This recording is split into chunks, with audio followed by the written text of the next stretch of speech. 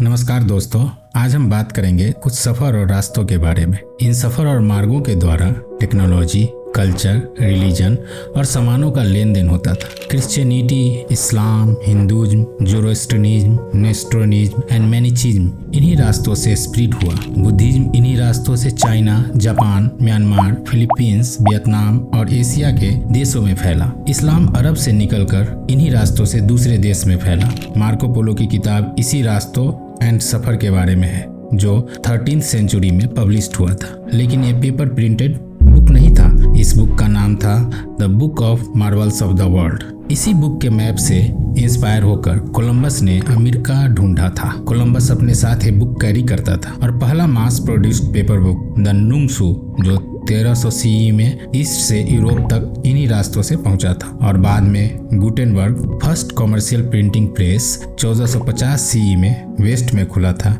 ये आइडिया उसको चाइना में प्रिंटेड फर्स्ट बुक द नुंगसू के बाद आया था। इसी तरीके से ये रोड पूरी दुनिया के इतिहास और विचार, टेक्नोलॉजी एंड रिलीजन को प्रभावित किया, जिसे इतिहास में सिल्क रोड रूट के नाम से जाना जाता था। सिल्क रोड रूट का इतिहास।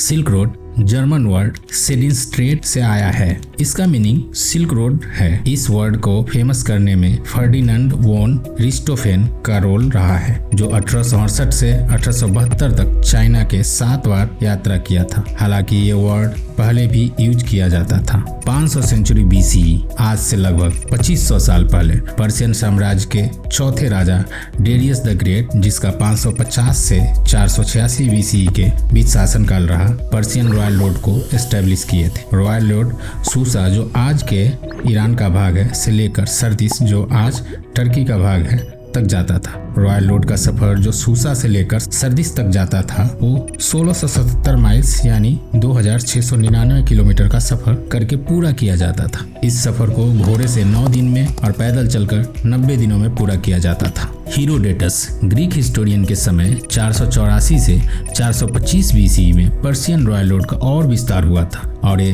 2857 किलोमीटर लंबा रोड था, जो सूसा पार्ट ऑफ ईरान से लेकर स्मिर्ना पार्ट ऑफ टर्की तक को कनेक्ट करता था। रॉयल रोड को पर्शियन एम्पायर यानी कि फारसी शासकों द्वारा संरक्षित किया गया था और बाद में रोमन द्वारा उपयोग किया गया था।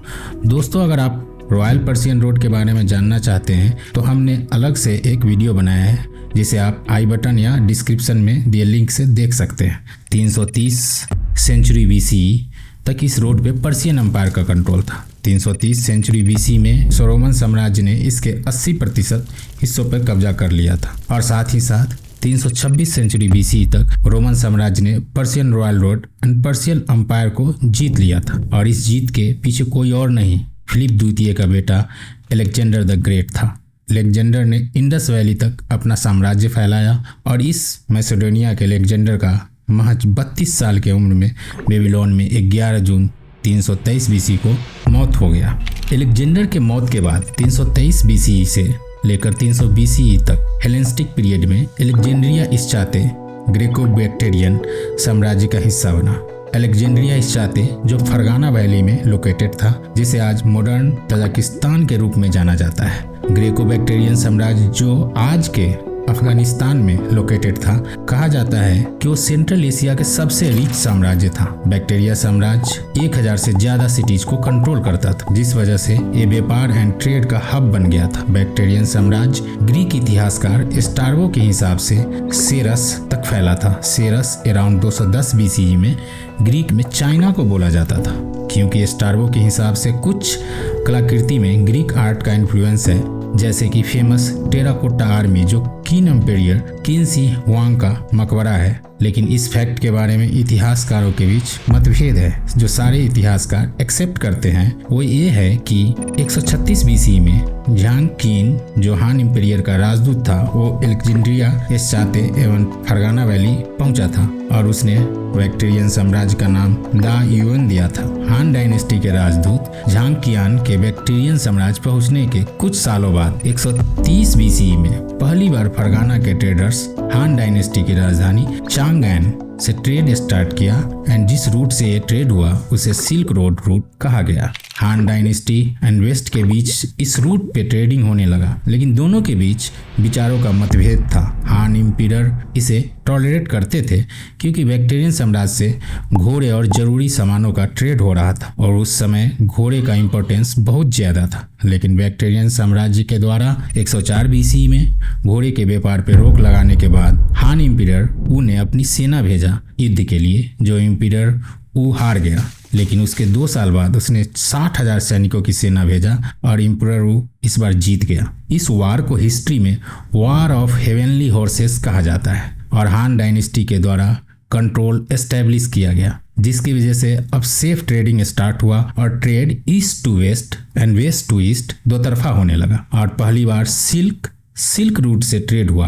एंड चाइना से वेस्ट में पहुंचा। इस रोड नेटवर्क की वजह से silk, gunpowder, ceramic and many more items का व्यापार बहुत ही तेजी से फैलने लगा। लेकिन सबसे ज्यादा इस रूट पे सिल्क का ट्रेड होता था, लगभग 90%। 50 BCE तक सिल्क रोम एंड इजिप्ट में सबसे वैल्यूएबल कमोडिटी बन गया था और यहाँ भी अब सिल्क गोल्ड के वजन के बराबर हो गया था। 129 BCE में बैटल ऑफ इकबाटाना हुआ, जिसे मिथ्रिडेटस द्वितीय ने जीता और पार्थियन साम्राज्य ने सिल्क रूट के व्यापार को कंट्रोल किया, जिसमें उनकी भूमिका एक मिडलमैन की होती थी। चाइना और वेस्ट के बीच पार्थियन साम्राज्य मेसोपोटामिया से इंडिया तक फैला था। पार्थियन साम्राज्य अपने जियोग्राफिकल लोकेशन की वजह से जो चाइना एंड वेस्ट के बीच में था, जिसमें कुषाण सबसे ज्यादा इंपॉर्टेंट लोकेशन था। कुषाण के कुछ एरिया जो उस समय पार्थियन साम्राज्य के कंट्रोल में था, आप मैप में देख सकते हैं, और जिसकी वजह से पार्थियन साम्राज्य सिल्क रूट के व्यापार को कंट्रोल करता था। हालांकि रोमन साम्राज्य ने कई बार पार्थियन साम्राज्य पे अटैक किया था, पर रोमन हमेशा हार जाते थे। फाइनली 476 ईस्वी में रोमन साम्राज्य गिर गया, लेकिन रोमन पूरी तरह से गायब नहीं हुआ। रोमन साम्राज्य के नियंत्रण वाले पूर्वी पार्ट में एक साम्राज्य का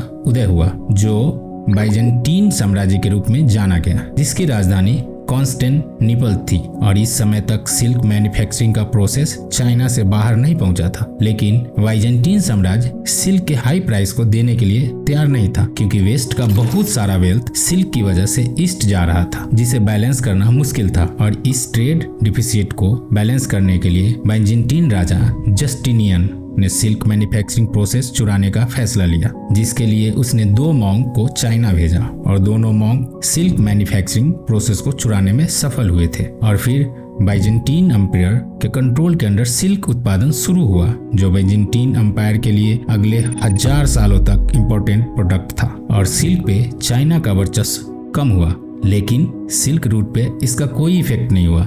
सिल्क की जगह पे अदर कमोडिटीज ट्रेड होने लगे। सिल्क रूट अभी भी इम्पोर्टेंट एंड बिजी था। बाइजेंटीन एम्पायर सिल्क का सीक्रेट चुराने के बाद बाइजेंटीन एम्पायर की राजधानी कॉन्स्टेंटिनोपल सिल्क रूट के वेस्टर्न हिस्से का मेन हब बन गया, और जिसकी वजह से सिल्क रूट ने काफी सरवाइव किया और राजनीति चेंजेस भी देखा, जिनमें एक इम्पोर्टेंट चेंज हुआ नोमैडिक मंगोल ट्राइड का उदय। 1220 ईस्वी में तिमुजिन, जिसे इतिहास में जेंगिस खान और चंगेज खान के नाम से भी जाना गया, जिसने अपने ट्राइब्स को यूनाइट किया और उस एरिया के हर दूसरे शासक को हराया एंड पहली बार पूरे सिल्क रूट पर किसी सिंगल पॉलिटिकल पावर का कंट्रोल स्थापित हुआ था। जब मार्को पोलो 1271 ईस्वी से लेकर 1295 ईस्वी में सिल्क रूट से गुजरे थे, तो चंगेज खान का पोता का शासन था, जिसका नाम कुबलई खान था। मंगोल ने सिल्क रोड पे सही तरीके से व्यवस्था बनाए रखने के लिए याम सिस्टम इंट्रोड्यूस किया। याम जो कि पोस्टल एंड कम्युनिकेशन सिस्टम था, जो पैसिफिक ओशियन से लेकर वेस्टर्न यूरोप तक फैला था। और उसी टाइम पे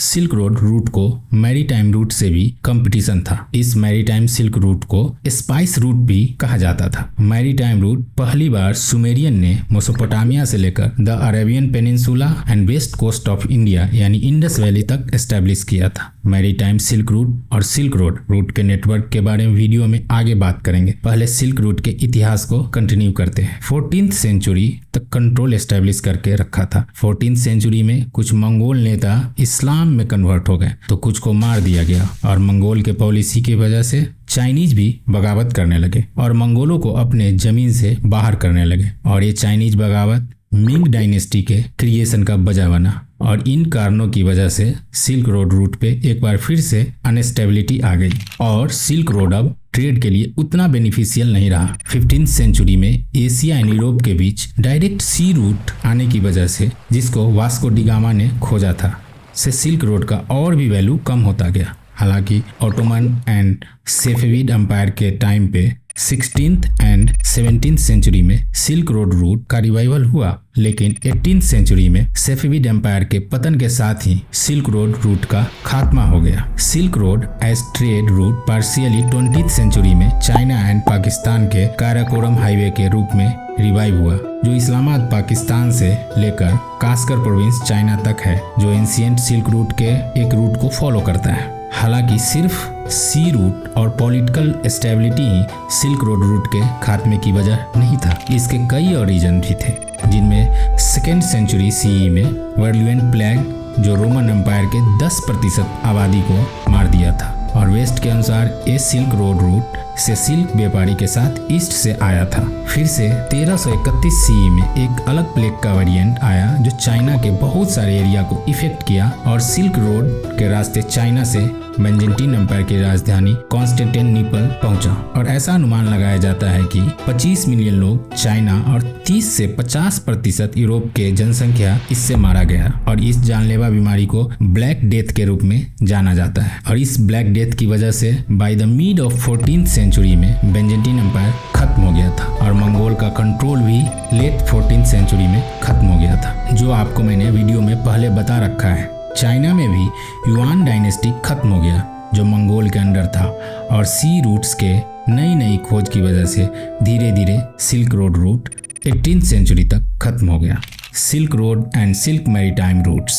सिल्क रोड सिर्फ कोई एक सिंगल रोड नहीं था, ये रोड और मैरीटाइम रूट के नेटवर्क को कहते थे, जो ईस्ट को वेस्ट से कनेक्ट करता था, चाहे वो रोड के रास्ते या फिर समुद्रों के रास्ते, जो समय समय पर राजनीतिक एंड मौसम की वजह से चेंज भी होता रहता था, लेकिन main course of route same ही रहता था। इन मार्गों के जरिए Europe, Middle East, Central Asia और फार ईस्ट तक ट्रेड, आइडिया का एक्सचेंज, टेक्नोलॉजी का एक्सचेंज एंड रिलीजन का प्रचार हुआ। सिल्क रोड रूट नेटवर्क लगभग 8000 किलोमीटर के एरिया को कवर करता था। ये रूट हान डायनेस्टी के कैपिटल चांगन, आज जिसे जियान कहते हैं, से स्टार्ट होकर येल्लो रिवर के एरिया से होते हुए जियायुग्युआन पास क्रॉस करते थे। इस पास को बाद में ग्रेट वॉल ऑफ चाइना के मेन गेट के नाम से भी जाना जाने लगा।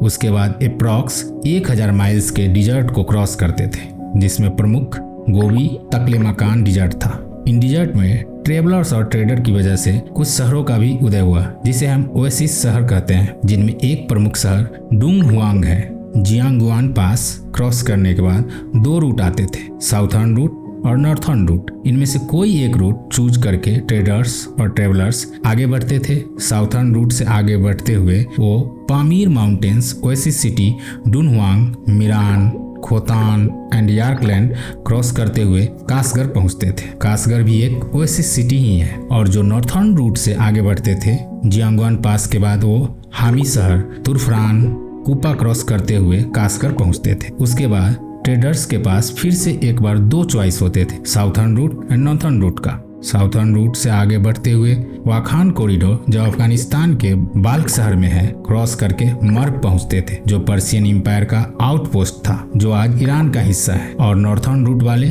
समरकंद होते हुए मर्व तक पहुंचते थे। मर्व के बाद ये रूट पर्सिया में tigris and Euphrates valley area, जो मेसोपोटामिया था, आज Iran, Iraq, Syria, Kuwait and Turkey का कुछ हिस्सा है, को क्रॉस करते हुए कॉन्स्टेंटिनोपल पहुंचते थे। कॉन्स्टेंटिनोपल जो इस्तांबुल है। और इसके बाद शिप के द्वारा रोम या ग्रीस या इजिप्ट और दूसरे देशों तक भेज दिया जाता था। भारत और सिल्क रूट। भारत भी इस सिल्क रूट के नेटवर्क से जुड़ा हुआ था। भारत 4 संभावित मार्गों द्वारा सिल्क रोड से अच्छी तरह से जुड़ा हुआ था। पहला मार्ग श्रीनगर, गिलगिट और काराकोरम रेंज के माध्यम से, दूसरा पुरस्पर के माध्यम से, और तीसरा हड्डा, कपिसा, बामियान के माध्यम से था, जो अंततः अफगानिस्तान के बाल्क शहर के पास सिल्क रोड में कनेक्ट होता था। चौथा जो तिब्बत के पहाड़ों से होते हुए गंगा एंड सरस्वती नदी के एरिया तक था। भारत के 12 साइट्स जो ऐतिहासिक रूप से सिल्क रोड से संबंधित हैं, उन्हें यूनेस्को द्वारा वर्ल्ड हेरिटेज हेरिटेज साइट्स के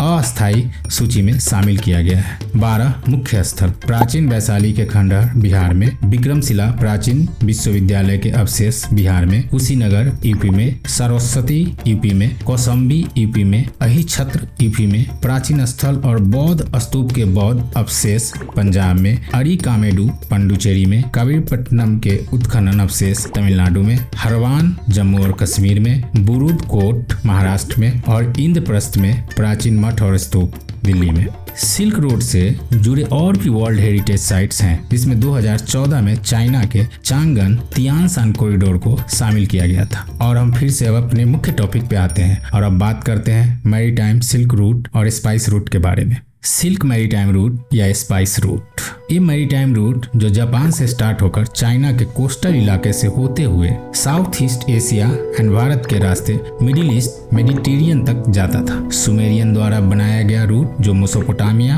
the Arabian peninsula and west coast of India को जोड़ता था। इन रूट्स की वजह से कुछ पोर्ट सिटीज काफी डेवलप हुए, जिनमें जांजीबार, मस्कट एंड गोवा प्रमुख था। कुछ और भी पोर्ट शहर था जैसे कि Istanbul, red sea, horn of Africa. Spice route के बारे में विस्तार से किसी और वीडियो में हम बात करेंगे। सिल्क रूट्स के मार्गों द्वारा जिसका ट्रेड होता था उनमें प्रमुख आइटम था silk and silk product China to west, jade China to west and other valuable gemstone both direction east to west and west to east, tea, rice and other spices east to west, porcelain and pottery items, dyes and perfumes, paper and gunpowder east to west, horses, dogs, honey, fruit, wine, glassware, carpets, textile west to east, camel, gold, silver, weapon, armour from Africa and Europe से east की तरफ। यहाँ हम आपको बता दें कि slabs भी इन रूट्स से खरीदा और बेचा जाता था।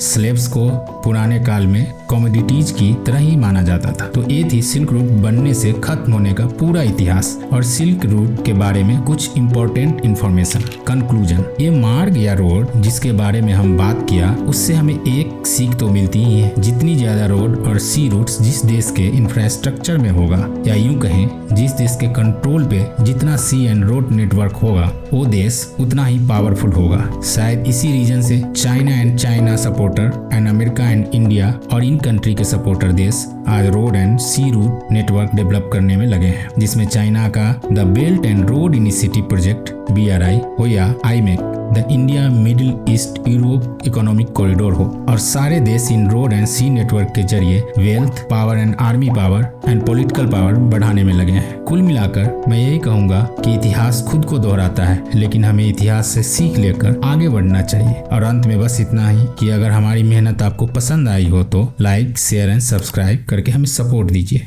जय हिंद।